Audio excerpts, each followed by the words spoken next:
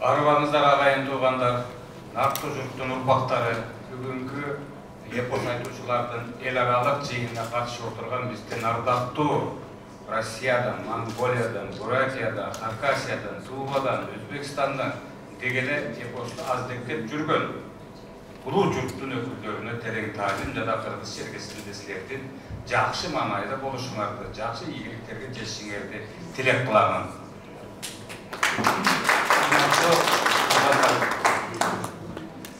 Акыркы жылдарда ушундай эл аралык форумдар, ушундай жолугушуулардын баары кыска, чакан, анан чыттуу маселени билген, жеткир айта алган элдин өкүлдөрү менен катышып, ошолордун күчү менен дүйнөгө таркаткан өнөкөт, адам, салт өтө эффективдүү өзүнүн ишин жүргүзүп атат. Мына бүгүн залга 1000 киши келбесе да Манастын мыкты билген бир киши келип, аса жакшылыкты багайын отурат. Ушу киши Манас жаатында өтө көйгөн кылды. Бизге де күлдүк бар. Ушу киши улам бир маселени көтөрүп, улам бир аңкар теңкер кылып, Манасты дамазалап өмүрүн өткөрүп келе жатат. Ушу жерде Алмамбет Батыбаев отурат. Улуттук өкүлдөрдүн арасында маданияттуулукту, накты, салттуулукту башка улуттарга өзүбүздүн тилде жеткирип берди. Мына ушундай маңыздуу, чыктуу эл аралык форумдардын өтө керек экендиги биз үчүн абдан маанилүү. Мен былтыр Якутияга бардым. Оломсо эпосунун жаңыдан кайра жаңылык менен айтылып, анан Манастыда кыргыз тилинде которгон ошол жердеги мыкты эпос айтуучулар менен биригип, алар менен 3 күн чогуу жүрүп, Манасты якутча которгондо, тыгынча бардык жерлерде ушундай жайылгандыгы мен аябай кубандырды. Биз ал жерде бир 60 кишинин тегерегинде ушундай жыйындарды өткөрүп, Оломсону, Манасты, Албаңышты, башка түрк тилиндеги өлкөлөрдүн, дегеле эпосу бар өлкөлөрдүн аймактарында ошолордун жашаган өнүккөн элдердин арасында жайылтуу биз үчүн абдан кызык болду. Көп атайын ушул жагдайдагы материалдардагы китептер чыгып, маалымат жыйындар өткөрүлүп, дүйнөгө дамазаланды. Туугандар, эпос бул улутту бириктирген, журт уюткан, маданиятты ичине батырган, укумдан тукумга бир сабы түшүп калбай, 3000 жылда миллион сап Манастын бир сөзүн жоготкон үшүнгө чейин алып келип отурабыз. Жана бизде фильмдин алдында көрдүңөр. Бул кызык, мен өзүм тарых факультетин бүтүргөм. Өзүм жомок деп ойлочумун. Манасты жетелеп чоңойтса да ушу башка жеткен эмес. Азыр Манасты эми окуп атам. Манаста мамлекеттилик түзүлүш бар экен. Манаста социалдык саясат бар экен. Манастагы экологиялык кырдаал бар экен. Манаста өзгөчө кырдаал бар экен. Мен таң калып эми окуп отурам. 60 тилде сүйлөгөн, 60 бөлөк том кийген, 60 тилде сүйлөгөн азырканын ажыбайт. Ошол учурдагы кыргыз доорунда, каганат доорунда көптөгөн улуттар болуп, ажыбайт ошол учурдагы тышкы иштер министри болгон, эми билип атам. Тилмештер болгонун, ошончо тилде сүйлөгөнүн, ошончо маданият болгонун жаңы билип атам. Кийген кийимди деле 100ден ашык түрү. Жеген тамактын эле 100ден ашык түрү. Үргөнүштү кечип аткандагы көрүнүш бүгүнкү күнгө чейин болуп атса, мындан ары дагы боло берет. Суу каптабай, отун жүрмөй, жер көчкүлөрдүн баары. Ошол жерде жүрөгүңдү титиретип туруп, үргөнүштү гүлчөрө кечкенин көрдүңөр беле? Үргөнүштү кечип атып, анын ортосунда жеткенче бир күн кетип калган, аягына чейин жеткире алган эмес. Чыңгыз Айтматов менен Саакбай Каралаевдин сонун аңгемеси экөөнүн баарлашуусу бар.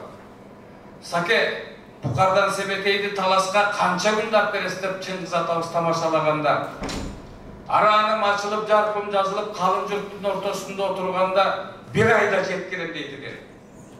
Же 1 саатта да алып келип кое алам ба? Кайран киши. Кайран, өлөр. Айтканын караңыздар. Тал чоку деген окуяны көрсөк, кыргыз мамлекетинин географиялык акыбалы, түзүлүшү 3 күндө 3 түндө тал чокуну айтып отурса болот. Чоң казаттагы окуяч 1000ге жакын куралдын түрү. 100ге жакын найзанын учун эле, өрүтүр, каргатыр, жалпактыр, чырпатыр, шылк этпе деп санай берет экен. 60 манасчы 60 бөлөк атай берет экен. Qanday genç tükenmegen. Çukuğa sayın çıkarır. Mına uşunday epostlar bugünkü bizdin forumda, Elalik foruma gelip katışıp oturgan. Bugünkü bizden ardaqtı meyman bolğun. Jana Kırgız mamleketi şunday Elalik forum boldu da büyünöge dаңазалап ketçü. Büyünöge tarqatçı. Adamlardan katışışı bizde ayabay kondurat. Kalık ağaylarız oturat, narktı. İnsanlarız oturat. Şu yerde. Jürögünde nark uyugan. Manas uyugan. Biz ideologiya eş jaqtan izdebeli Manastın içinden çukulap alıp çıksak dağı ayağına çığa albayız.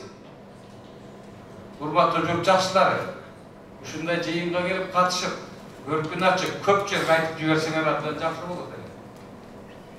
Мне сегодня доставляет огромное удовольствие констатировать прибытие наших друзей, сказителей эпоса Манас.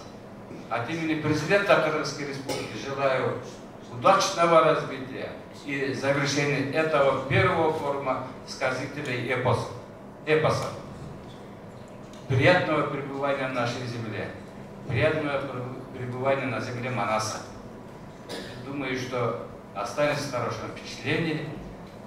İşlerіңіздерге ийгилик жалам, жакшылык болсун, урматтуу жакшыларым, эжекелерим, агайларым. Жүрөгүңөрдөн Манас кетпесин. Биздин көкүрөктөгү демибиз жана ошондой демдүү элдердин өкүлдөрү, монголдор, жапыттар, тывалар, хакастар, өзбек досторубуз баары ошо Орусиядан жабылып келген ушул эпоско катышуучулар көргүн чыгарат. Мен ушул форум ичинде ийгиликти каалап, урматтуу профессор мырза, ишиңиз ийгиликтүү өтсүн, жакшылык болсун. Бүгүнкү жолугушу тууралуу, бүгүнкү форум тууралуу кечинде Кыргыз Республикасынын президенти Садыр Жапаровго атайын маалымат берилди. Ал кишинин өзүнүн календардык планында ушундай иш-чараларды белгилеп отурат. Кечинде бул тууралуу да сиздердин келгениңиздер тууралуу, кимдер келгени тууралуу, кимдер доклад жасаган тууралуу сөзсүз түрдө президенттин администрациясынын маалымат сайтында жайгаштырылат. Кабар берилет жана президент мырза бүгүнкү эл аралык форум тууралуу кабардар болот. Көңүл бурганыңыздарга чоң рахмат.